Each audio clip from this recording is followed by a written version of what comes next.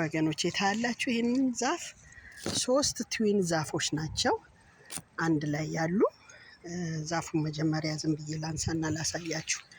3 ትዊን ዛፎች ናቸው። ታያችኋላችሁ። 3 ዛፎች ናቸው አንድ ላይ ያሉ ማለት ነው።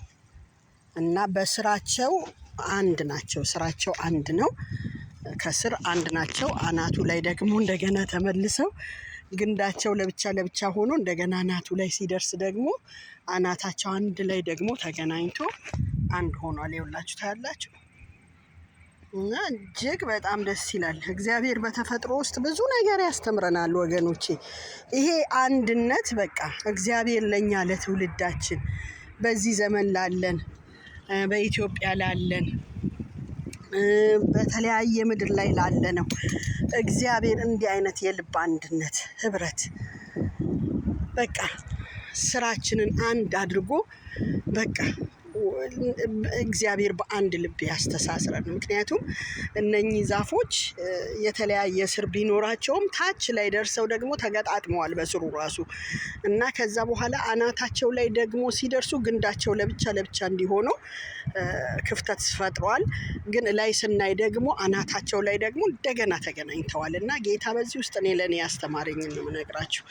እጅግ በጣም ደስ ይላል። በቃ ይሄ ህብረትን አንድነትን እግዚአብሔር በቃ ትውልዳችንን እንደዚህ ያስተሳስር። በቃ ከስር አንስቶ ስራችንን አስተሳስሮ እንደገና ደግሞ አናታችን ራሱ ከላይ ያለነው ደግሞ ቤተሰባችንን ትውልዳችንን ቅርንጫፋችንን የቤተሰብ ሀረጋችንን እንደዚህ ያስተሳስረው። እግዚአብሔር ሲያስተሳስር የሚያፋታ የለም፣ የሚያለያይ የለም። ምክንያቱም ጌታ በመሃል በህይወታችን ላይ ይስራ። እኔ ይህንን ተማርኩ ከዚህ ከ3 ትዊን እንጨቶች። እስቲ ናቸው እንደዚህ በጣም ያምራሉ። እጅግ በጣም የሚያምር ትዊን እንጨት ነውና ትሪ ናቸው 3 ናቸው። ግን ስራቸው ላይ ራሱ ስሩ ራሱ ተገናኝቷል። አሁን አብሮ እየተጠላለፈ ነው የሚያድገው። ከዛ አናቱ ላይ ደግሞ ስታዩ ያው አናታቸው በሙሉ እንዳለ ተገናኝቷል። እና እንዴት ደስ ይላል። በቃ እኔ ይሄንን ትልቅ ትምህርት ተምሬበታለሁ። ሰውም እንደዚህ ቢሆን እንዴት ጥሩ ነው። በቃ ተደጋግፎ ለምልሞ ቆንጆ ሆኖ ያድጋል።